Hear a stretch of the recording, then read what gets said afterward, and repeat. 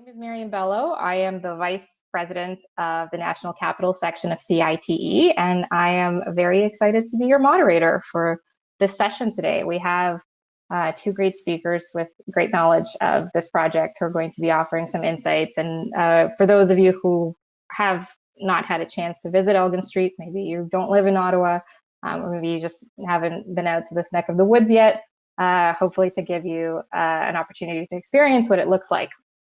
Okay, so now I'd like to introduce our speakers for today.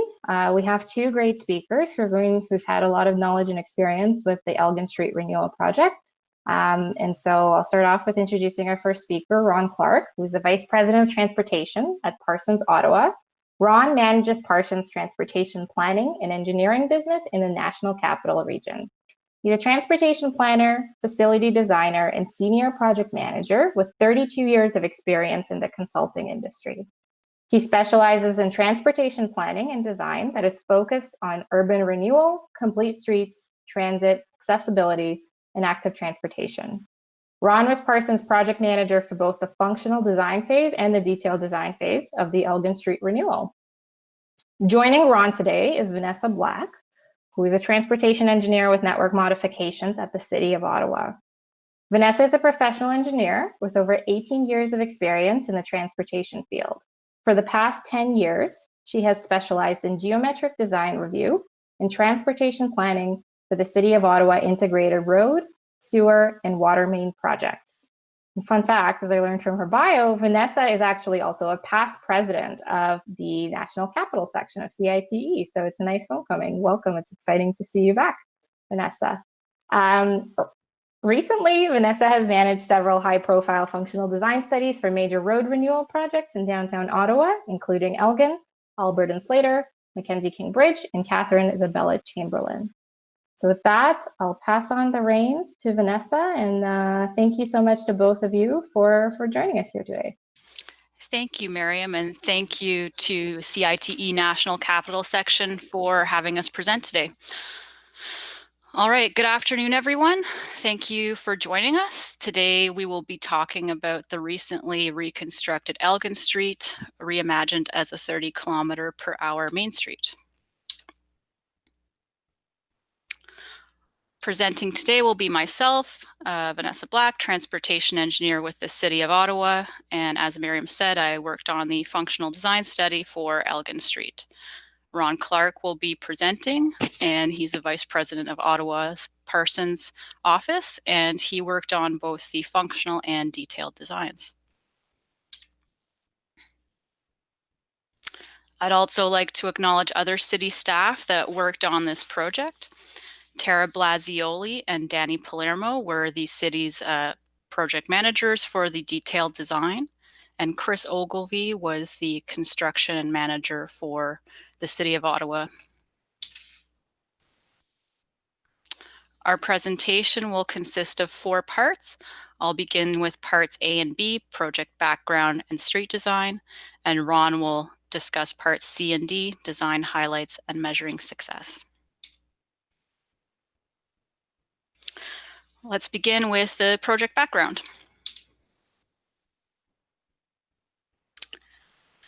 The project limits for Elgin were from Gloucester to Isabella Street and Waverley Street from Metcalfe to Elgin, cutting through Jack Purcell Park.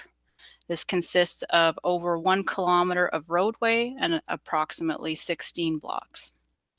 Elgin Street has a very constrained 18.2 meter right-of-way, with the buildings built right up to the lot line in many areas.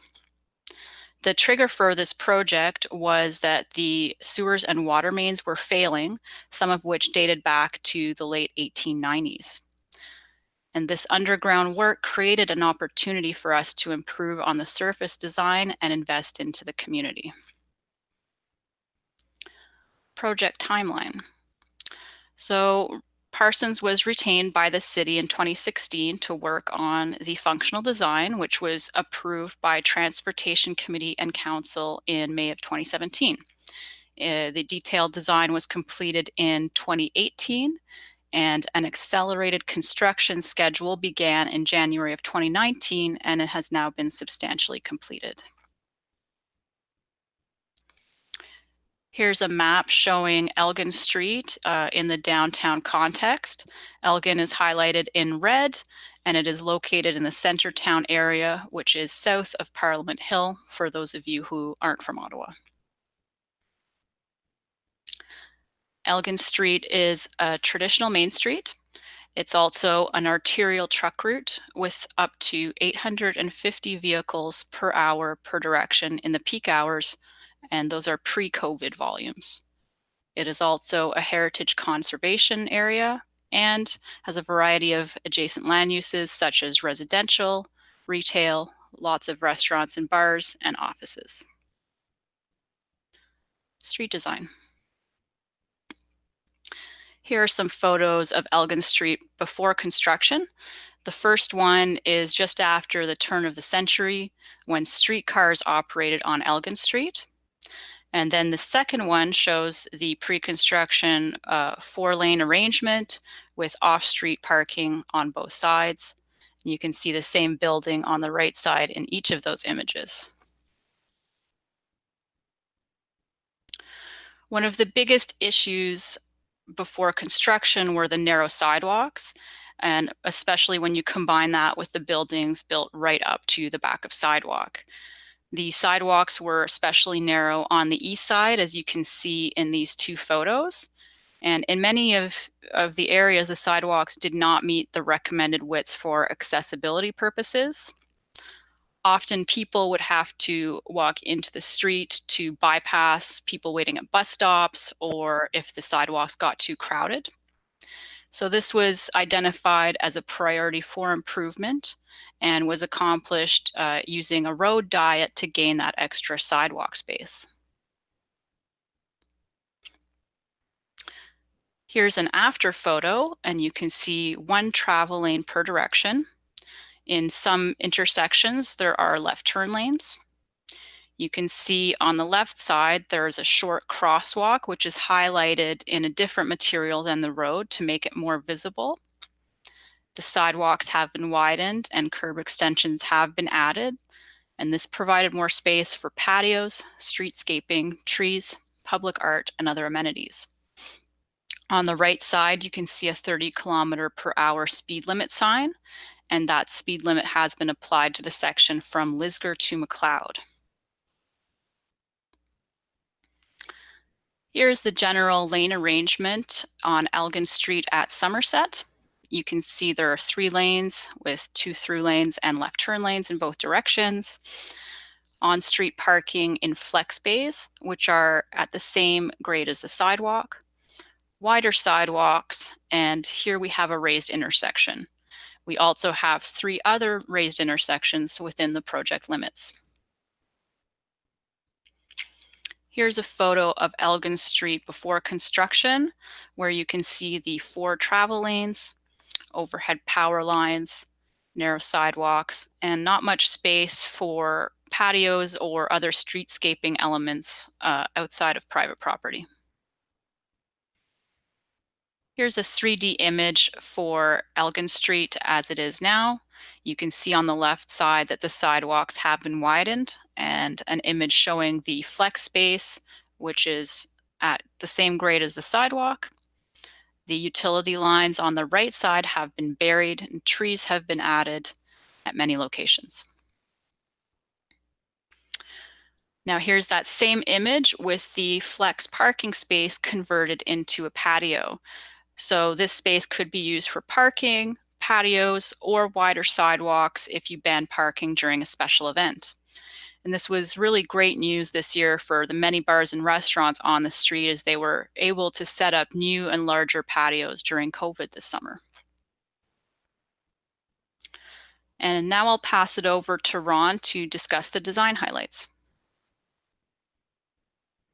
Thank you very much, Vanessa. Great job. And next slide, please.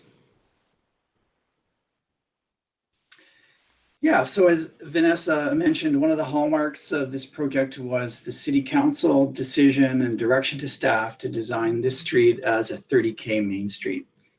And in this image alone, you see parts of the ingredients that we selected to try to achieve that objective. So of course you see the regulatory sign, but probably more importantly, you see the various infrastructure components that are aligned along the street edge, whether that be the pedestrian scale lighting, bike parking, benches, street trees, and so forth. And you, even from this slide, get a sense of those the wide sidewalks that are created. You see a bus shelter in a place that's been created near that bus stop. Next slide, please.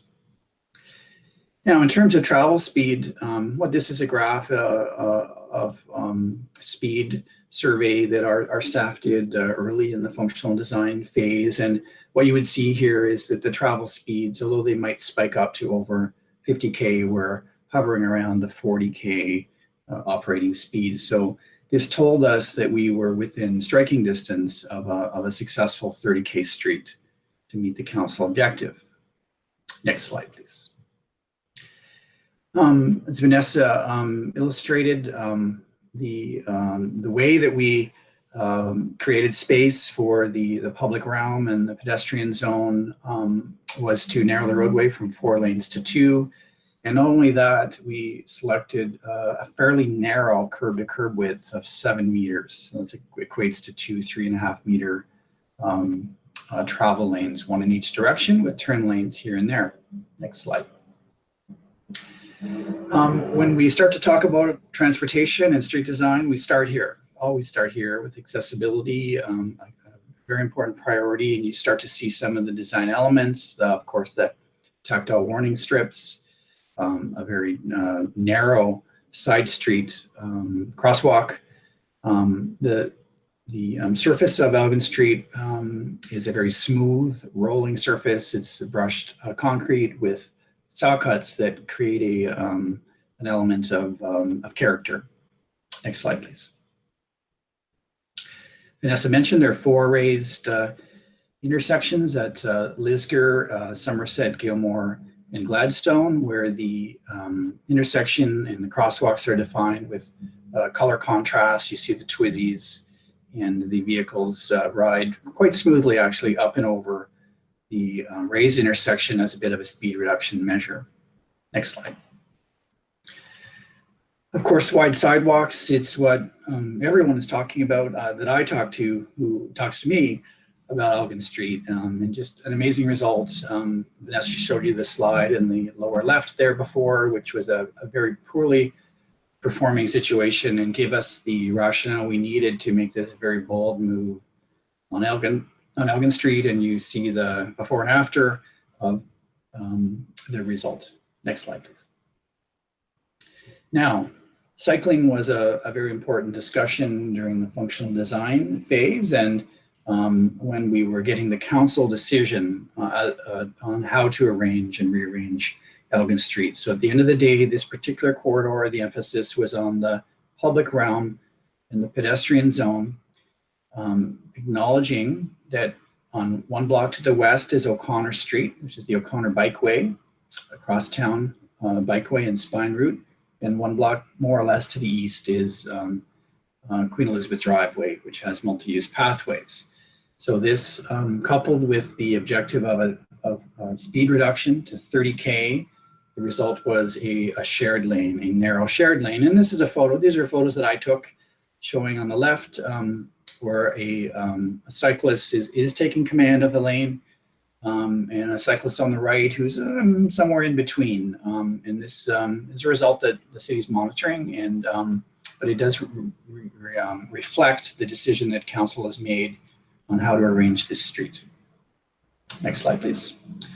The transit story, well, we have a transit priority route, which really means buses are operating in mixed traffic in this location. And when the buses stop at the bus stop, the traffic stops. And the emphasis then shifts to creating a strong public realm at the bus stop locations, a comfortable, inviting place for people to wait for the bus. And you see those elements here, combinations of shelters, public art, and street furniture.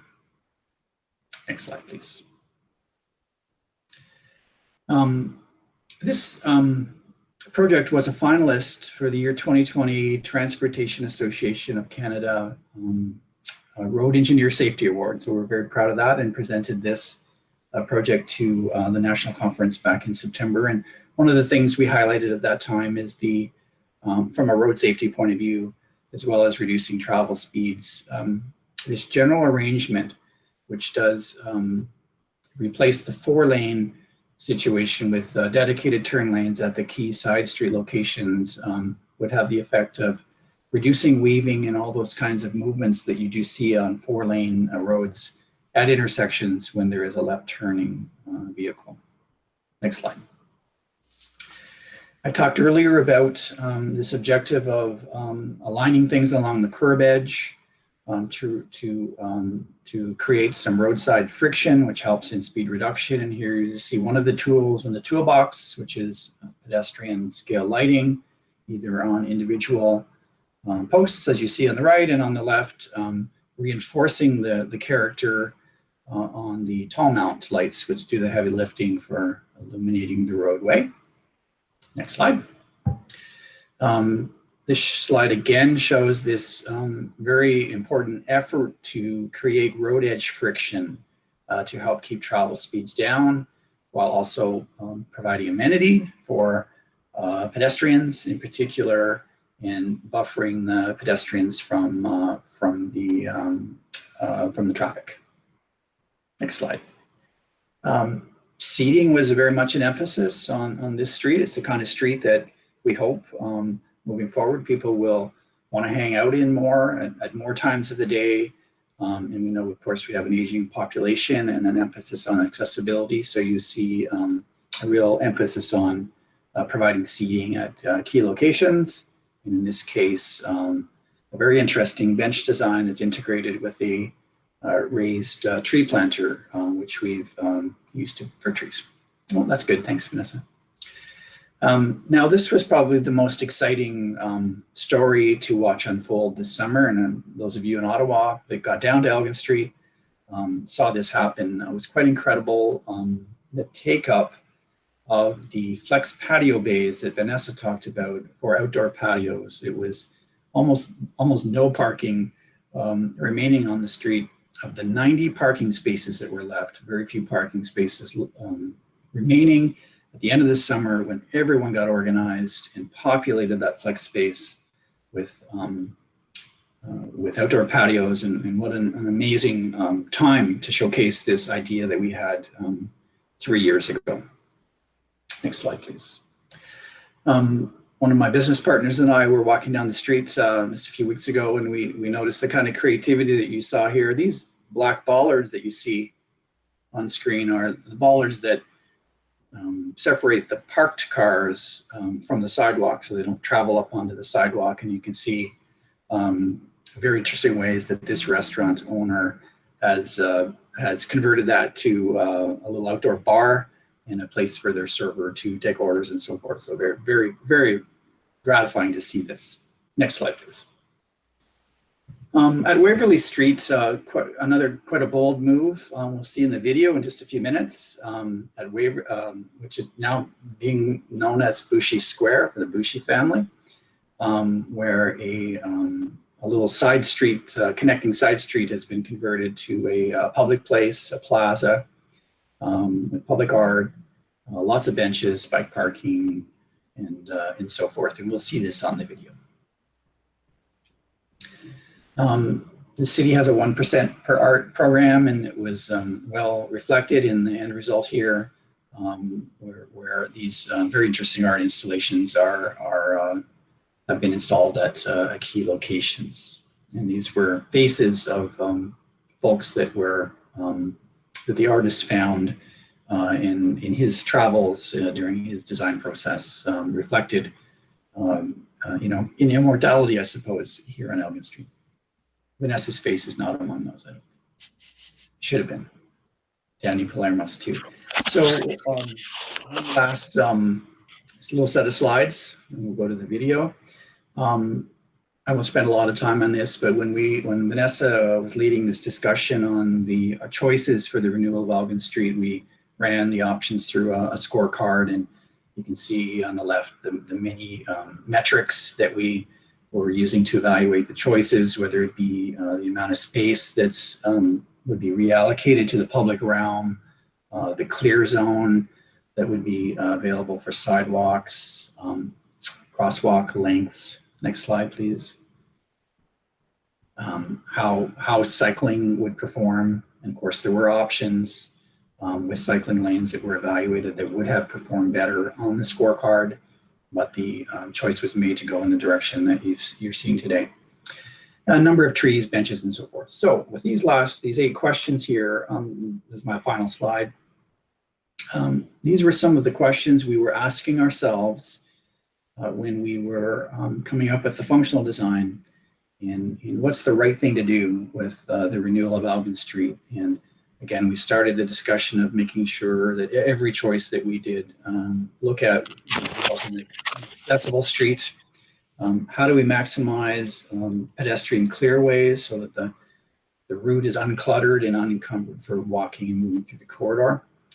A serious discussion of what types of cyclists would use this corridor, which types of cyclists would use a share the lane approach.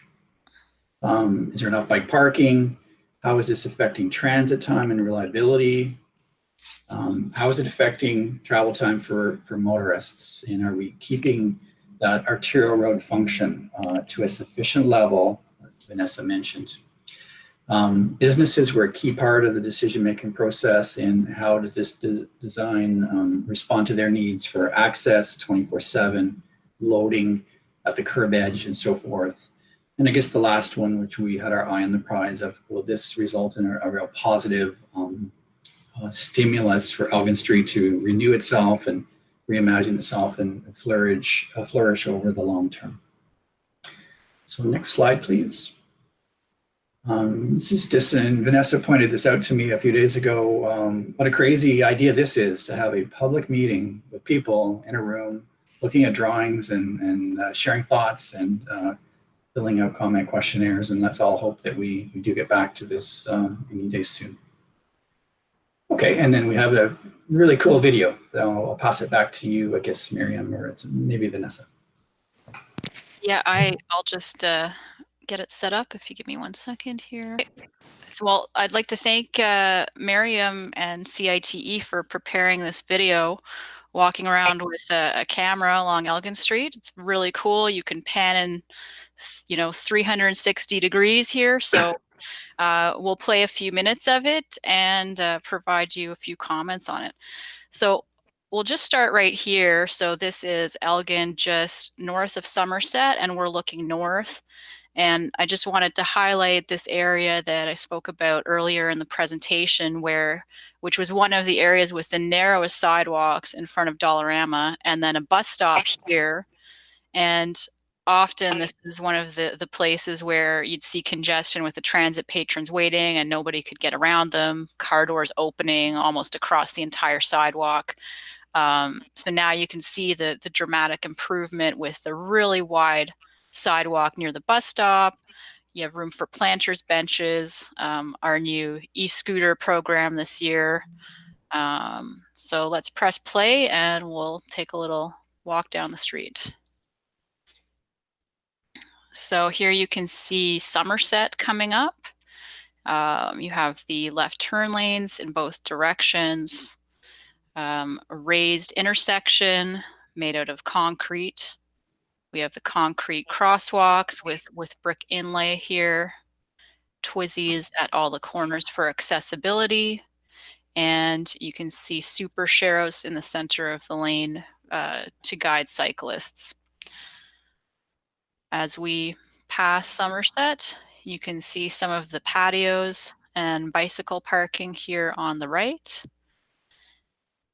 And then the road starts to taper down as we approach McLaren. I'll just wait to speak until we pass these umbrellas so we can see better. All right, so as we approach McLaren, this is one of the intersections that didn't have left turn lanes. So you can see the total road width of only 7 meters and these massive sidewalks, parking in the flex bays, and lots of room for any other amenities. McLaren is not raised, but it still has these lovely distinctive crosswalks. We also have the black poles used because this is a traditional main street and a design priority area.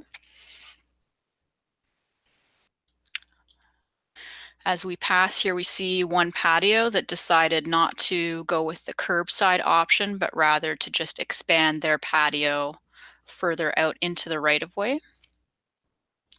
On the opposite side, you can see some of the trees, which I believe used silva-cells underground, and this one has a planter box to provide extra soil.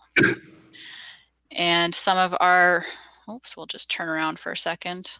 Some of our nice pedestrian lights that Ron spoke about. And as we approach Gilmore here, I'm going to pass it over to Ron to say a few words. Sure. Thank you, Vanessa. So Gilmore, by contrast, had higher turning movements and was selected as one of the streets that would have a left turn provision for those that need to access the community. And this, you see the shark's teeth there, a raised intersection, raised concrete, a robust subgrade. You start to see a little median divider that just more or less opposes the southbound left turn lane here. We stopped at a crosswalk here. You see the Twizzies, the cast iron Twizzies at the bottom of the screen for accessibility. We're coming by the front of the Elgin Street Public School here and the park on the left. You see that integration. Can you just pan to the left there, maybe, Vanessa? Yeah, it's integrating the transit stop with the park, with the public school.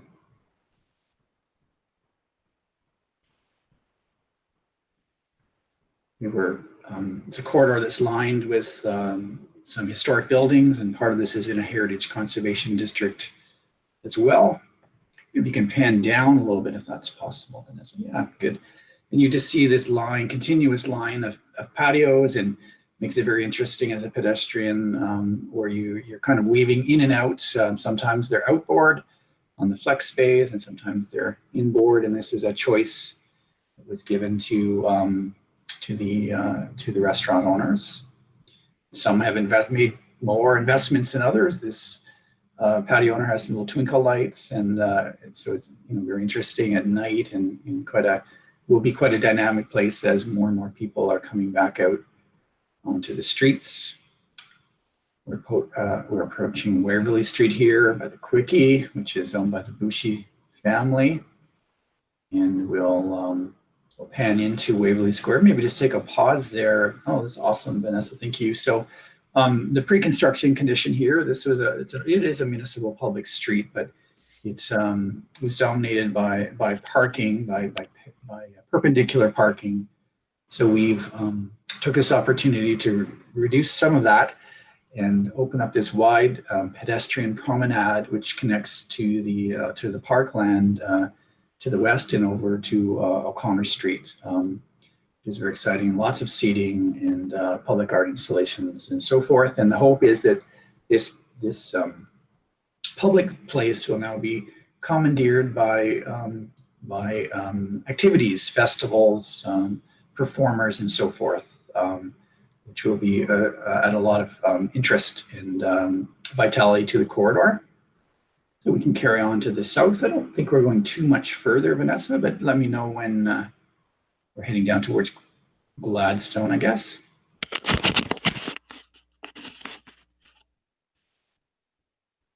Seeing more of the same patios this summer. It was, as I mentioned, quite incredible. And e-scooters. Some micro-mobility action going on the one side, for sure. You see the 30K signs, headlights. Benefit of a strong building fabric along the curb edge with overhanging lighting and canopies and so forth. So lots of interesting places along Elgin Street, and no shortage of places to grab a beer.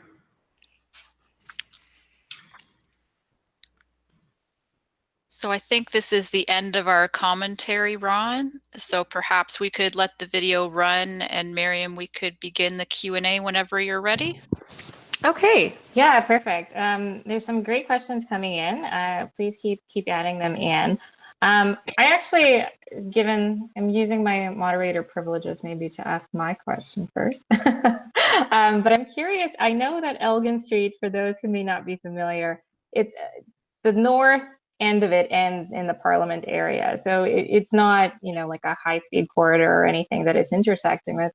But the south end of Elgin is actually, it intersects and has some ramps onto the urban highway, the provincial highway that runs through Ottawa. And I know that that was sort of obviously out of the scope of this project, but I'm just curious, how did we approach the gateway, those changing contexts?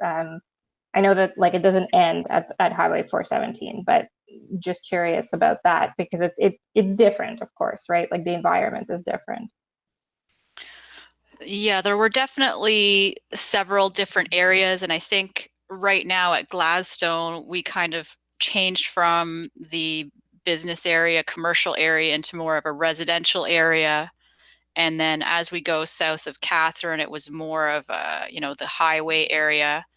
So in choosing where to do the road diet, we did undertake a traffic study. We looked at the traffic volumes and some projections into the future. And from there, we saw where it would be appropriate to undertake a road diet. And through that business area, we found that we were able to remove travel lanes and still operate at acceptable levels of service. Further to the south, as we did approach the highways, there were more capacity needs. So the street design did change there from the 2-lane or 3-lane cross section to a 4-lane cross section. Okay, perfect. Thanks. I'm going to encourage also folks, there is an upvote function if you'd like to use it, if you want to bring some questions to the forefront. I'm going to answer one quickly that's about, is this video available online? It is not. We've created it just for this particular event. We can look to see if that could be made online. I can't promise anything right now, but it's not. But what I'll do for now is I will start. Oh, okay, we are getting upvotes, so maybe I'll do the more popular questions first, and then we'll go in order that they came in. So this is a question for Vanessa. What lessons learned from Elgin have been incorporated into the 30-km/h design guidelines? Were any elements proven to be more successful than anticipated or less successful than anticipated? I think there were definitely lessons learned from Elgin Street that I'm now applying into the 30-km/h design toolbox. We have retained Parsons, and we are currently working on the draft for that project. And that toolbox is more geared towards local residential roadways. So while it is a different context from Elgin Street, we could definitely see how the narrow road width, the raised intersections, and distinctive crosswalks were adding to the speed reduction on Elgin, and some of those can be applied at locals. The raised intersections perhaps more where they're intersecting another local or possibly even a collector. But yes, definitely we can take some of these traffic calming elements and apply them into that draft toolbox. Okay, great. Maybe I'll pick on Ron now, and Vanessa, of course, you can chime in. The question we have here is, what has been the sentiment from local businesses before, during, and after construction? Yeah, super important question. During construction, we had a real emphasis on minimizing the duration of construction. So we started this project, I guess it's coming up on 2 years ago now, in January. So we did winter works, and the contractor was very much on board with this and put many crews on this job to try to expedite construction to be substantially complete in the first year, have the road closed back up, and then we reached full completion there this just fall. So that was a real emphasis. Now, following construction, in this summer, when the street was coming back to life, we were hearing anecdotally some good praise about, thank goodness this outdoor space is available for outdoor revenue for the patios. It was a real savior for some of these businesses this summer.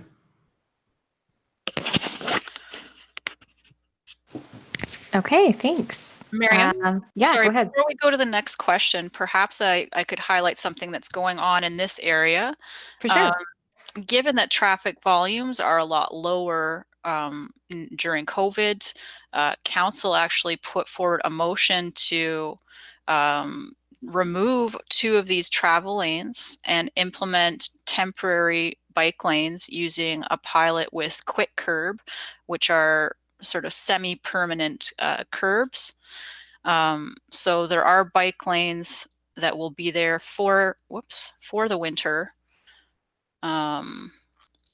Sorry about that. I was just trying to start this over from the beginning. In that southern section of Elgin where there are 4 lanes. So I just thought I'd highlight that, something new for those of you who weren't aware, and since it isn't in the video.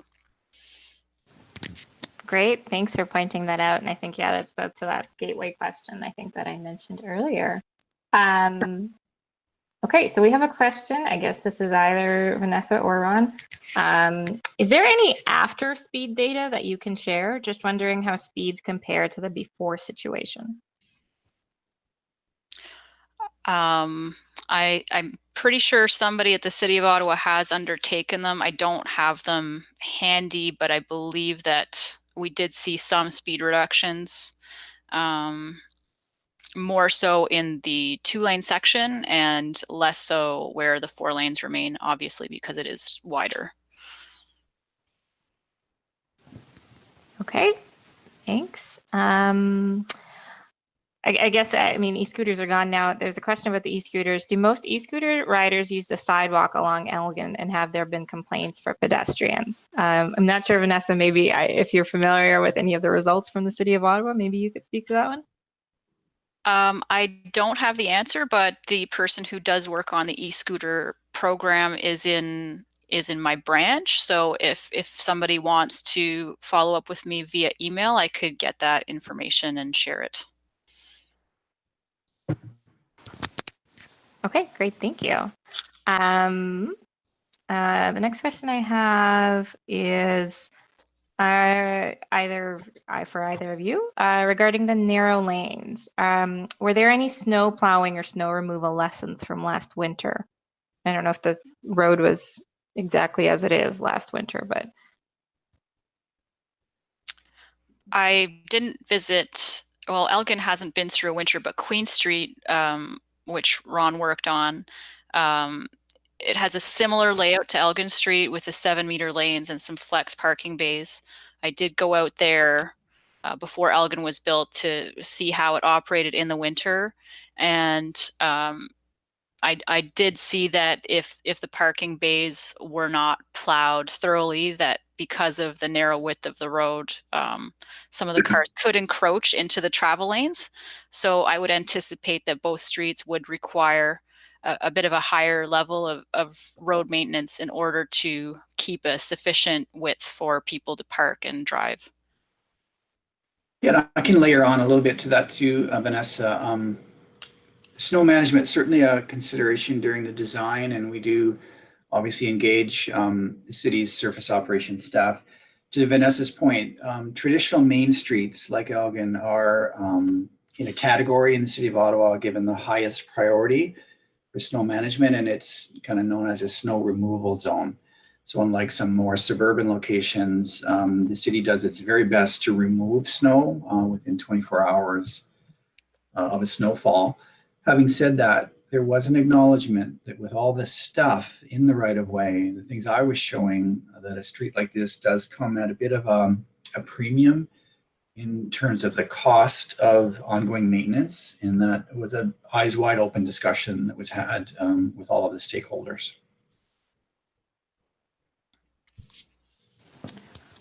Yeah, thanks for that. I think obviously in Ottawa with snow, I know that it's a major consideration for many cities, all cities in Canada, but I know here for sure that must have been an important discussion. There's one I missed here. So I think maybe we have time for 2 or 3 more questions. With this street and Main Street now operational, do you think there would be any appetite to implement travel lanes narrower than 3.5 meters? Both those streets have OC Transpo operating on them, and this was considered the minimum travel lane width acceptable by OC Transpo. So I wouldn't anticipate on a, say, 2-lane roadway going narrower.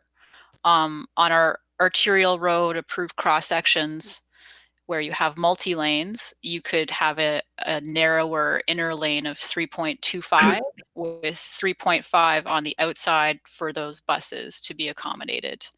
So no, I wouldn't anticipate on a 2-lane road going less than the 3.5. Okay, thank you.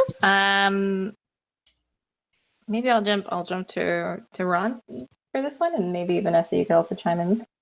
Were there mature trees on Elgin before construction?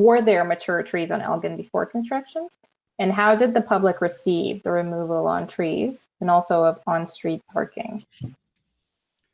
Yeah, so there were very few mature trees on Elgin because it was the right-of-way is very narrow, and we Vanessa mentioned that 18 meters, so 60 feet. So there wasn't much of a tree discussion had. There were, I believe, 2 mature trees displaced down at the Museum of Nature property, where the corridor widens out a bit, and they were needed to be removed to install the electrical hardware that enabled the bearing of overhead power lines. So I think the community on balance saw a pretty good trade-off there. Okay, thank you. The next one is, I think, also for you, Ron. It says, Ron mentioned that the unique sidewalk surface with saw cuts rather than conventional expansion joints. Can you tell us more about why that treatment was chosen and the pros and the cons? Yeah, so the sidewalk does have expansion joints at the proper intervals, and that was guided by our geotechnical engineer's recommendations. So the saw cuts that you saw there are kind of 1 meter square. They do play a bit of a role in guiding any cracking that may occur, but they're more than that. They were just to add some character to the surface. What the big move, though, is that we have moved away from, on all of our projects, that historic traditional troweled edge finish at the expansion joints. I would recommend to never do that, the troweled edge, because that really just creates quite a bumpy ride for anyone that's cruising down the sidewalk on wheels. Okay, great. We only have 2 more questions. So I think one is pretty easy because I think I saw the answer to this one. Were more bus shelters added? Yes, Ron, do you know how many? 5, 7? Well, I don't think it was that many additional. I think there were 2. There were net 2 additional bus shelters. Okay. Thank you. And look, the transit bus shelter discussion is an important one. Even with the widened sidewalks, with the city standards for accessibility to bus shelters, they do occupy a lot of real estate, and it is very challenging to install them within the right of way. So we do look for opportunities for easements on the back side of the right of way, on any, like on the park site, for example, to provide them. And Ron, did you end up using the slim shelters? Yes, they're the 1.5 meter depth shelters, I believe. Okay, great. I have time for one more. I know one more came in. And then we'll wrap it up just to be mindful of everybody's time. The question is, were there any incentives or penalties in the contract for completion ahead or behind schedule? Yes, it was an incentive-based contract, and which that real focus on construction milestones at the end of the first construction season.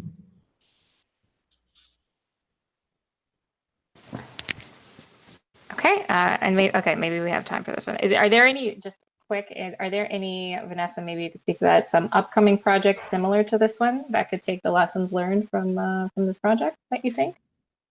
Definitely Albert and Slater, Chamberlain and Isabella. All of those streets are within the downtown area. Albert and Slater especially are within the core and more in the design priority area, extending in front of the new Ottawa Central Library, just west of Bronson. So I think a lot of the lessons learned in terms of design from Elgin Street have been applied to those designs, and Albert Street is now in the detailed design stage, so it's quite advanced. So it'll be interesting to see how that looks once it's constructed and compare the two. I can layer onto that too, Miriam. Those of you that are following some of the amazing work being done in the Byward Market. So my team is part of a team led by the Planning Partnership, and just on Tuesday, I think it was, one of the City of Ottawa committees, FEDCO, has recommended approval to Council of the new Byward Market Public Realm Plan, and the kinds of lessons learned and things that we've put into motion in Elgin Street will be recommended for the renewal of streets in the Byward Market, and even more, like amplified level of attention to detail and focus on improving the pedestrian realm. So lots of very exciting upcoming projects, I guess, for the Ottawa area. That's a great way to conclude that one, actually. Okay, well, thank you so much to everybody for joining. Thank you for asking questions. We managed to get through all the questions that were asked, which is great. Thank you so much, Ron and Vanessa, for your participation and for your presentation and for working with us on our weird little format and answering all these questions. It's been a real pleasure. And it's very exciting to see this project, especially, I mean, now with the patios being in need immediately when it was finished. That's very cool to see that. All right, and with that, I'm going to conclude this webinar. So thank you everybody for joining, and we hope to see you again at future CITE National Capital Section events.